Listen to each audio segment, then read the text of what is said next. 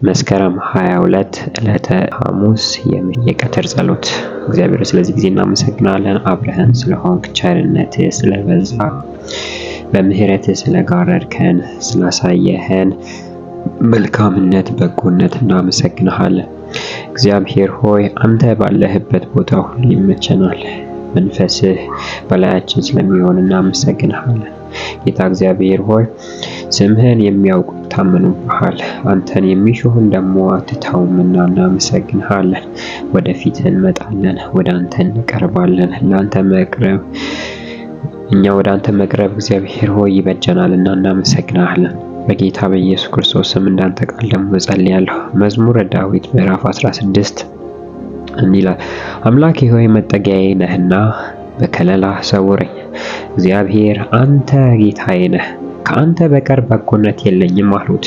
በምድር ያሉ ቅዱሳን ሙሉ ደስታ የሚያገኙባት ክብሯን ናቸው። ሌሎችን አማልክት የሚከተሉ ሐዘናቸው ይበዛል። እኔ ግን የደም ቁርባናቸውን አላፍስም፣ ስማቸውንም በአፌ አልጠራም። እግዚአብሔር የርስት ድርሻዬና ጽዋዬ ነው፣ ዕጣዬም በእጅህ ናት። መካለያ ገመድ በአማረ ስፍራ ተጥሎልኛል፣ በእርግጥ የተዋበች ርስት አግኝቻለሁ እንደሚል እግዚአብሔር በኢየሱስ ክርስቶስ እንጸልያለን። ከአንተ ውጪ ሌላ ጌታ በሕይወታችን እንዳይኖር እንጸልያለን። ጌታ እግዚአብሔር ሆይ አንተ በቃልህ ተናግረሃልና ሁለት ጌቶች በአንድ ወንበር ሊቀመጡ አይችሉም። ወይ አንደኛው ይወጣል፣ ወይ አንደኛው ደግሞ ይነግሳል። ጌታ እግዚአብሔር ሆይ በዚህ ዘመን አንተን ሁለተኛ፣ ሶስተኛ፣ አራተኛ ያደረግንበት ዘመን፣ ጌትነትህን የናቅንበት ዘመን እግዚአብሔር ከሕይወታችን እንዲያበቃ በኢየሱስ ክርስቶስ ስም እንጸልያለን።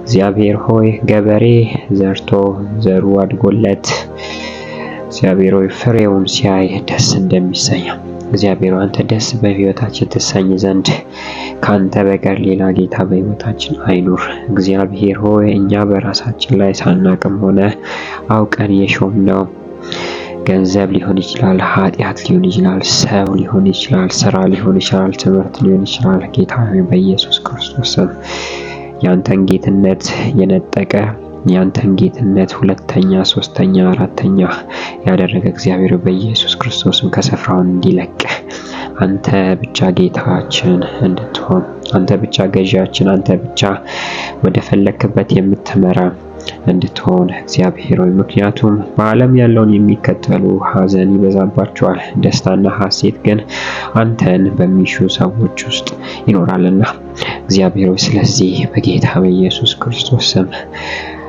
ጌትነት በሕይወቴ እንዲገለጽ እጸልያለሁ። ኃይል በላያችን ላይ እንዲቀመጥ እጸልያለሁ። ኃይል በላያችን ላይ ተቀመጥ፣ መንፈስ በላያችን ላይ ይስፈን። እግዚአብሔር አባት ሆይ ካንተ በቀር ሌላ በጎነት የሚያሳየን የለም። ካንተ በቀር ሌላ ምሕረትን፣ ቸርነትን፣ ርኅራኄን፣ እርዳታን የሚያሳየን የለምና ጌታ ሆይ በኢየሱስ ክርስቶስም አንተ ብቻ በሕይወታችን ጌታ ሁን። አንተ ብቻ በሕይወታችን ገዢ ሁን። አንተ ብቻ በሕይወታችን ኃያል ሁን። አንተ ብቻ በሕይወታችን እግዚአብሔር ሆይ ንገስ። ንጉሥ ካንተ በቀር በሕይወታችን አይገኝ። የምንገዛለት ባሪያ ሆነን የምናገለግለው እግዚአብሔር ሆይ ካንተ በቀር ሌላ እንዳይኖር በሕይወታችን እጸልያለሁ። ምክንያቱም እግዚአብሔር ሆይ እንዳንተ ሚራራለን፣ እንዳንተ እነሱን ተዋቸውን እኔን ያዙኝ የሚል የለምና እግዚአብሔር ሆይ ያንተ ግዛት ይመቸናል። ሕዝብህን ስትገዛ በፍቅር ነው። ሕዝብህን ስትገዛ በቸርነት ነው። ሕዝብህን ስትገዛ በተአምራት ነው። ሕዝብህን ስትገዛ በፍቅር ነው እግዚአብሔር ሆይ ስለዚህ አንተ ብቻ በሕይወታችን ግዛ። በወጣቶች ላይ በኢየሱስ ክርስቶስ እጸልያለሁ። በወጣትነታቸው የሚገዛ የትኛውም የዓለም ምኞት እንዳይኖር እግዚአብሔር በኢየሱስ ክርስቶስ አንተ ብቻ ወጣትነታችንን ግዛው።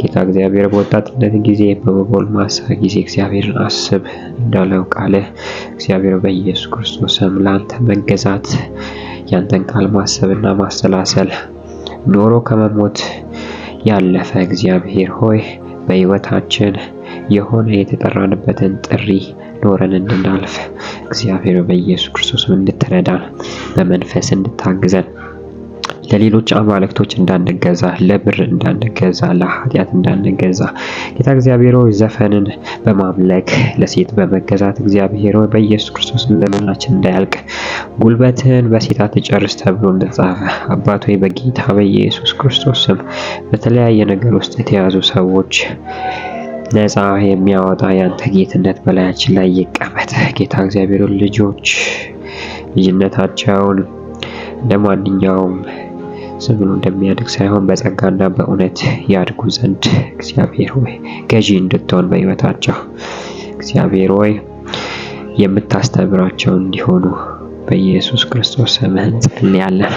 ቤተክርስቲያን ውስጥ ያሉ አገልጋዮች እግዚአብሔር ሆይ ያልተደባለቀ እውነተኛን ወንጌል እግዚአብሔር ሆይ በቅንነት የሚሰብኩ ሰዎችን እንድታስነሳ እግዚአብሔር በኢየሱስ ክርስቶስ ስም እጸልያለሁ። ጳውሎስ እንዳለው እኛ እንደሌሎቹ ቀይጠው ሸቃቅጠው እንደሚገዙ እንደሚሰብኩ ወንጌላውያን አይደለንም እና ጌታ ሆይ በኢየሱስ ክርስቶስ ስም እውነተኛውን የወተትን ቃል እግዚአብሔር ሆይ ያንተ ቃል የነጠረ ነውና እግዚአብሔር በኢየሱስ ክርስቶስ ስም ይሄንን ማገልገል እንዲችሉ ሕዝቡም የእግዚአብሔርን ቃል በውስጡ በኃይልና በእምነት ተቀብሎ በሕይወቱ ላይ እንዲበቅልለት መልካምን ልብ እንድትሰጠን በኢየሱስ ክርስቶስ ስም እንጸልያለን። እግዚአብሔር በተለያየ ስልጣን ላይ ያሉት በተለያየ ቦታ ያሉት የጨለማ ኃይል አይጠቀማቸው። ጌታ እግዚአብሔር ሆይ በኢየሱስ ክርስቶስ አንተ ብቻ ገዢያችን ሁን። አንተ ብቻ ጌታ በሕይወታችን ሁን። አንተ ብቻ ከለላችን ሁን። አንተ ብቻ የምትረዳን፣ አንተ ብቻ በጎነትን የምታሳይ ሁን። በጌታ በኢየሱስ ቤት ስለምታደርግ እናመሰግንሃለን። አሜን።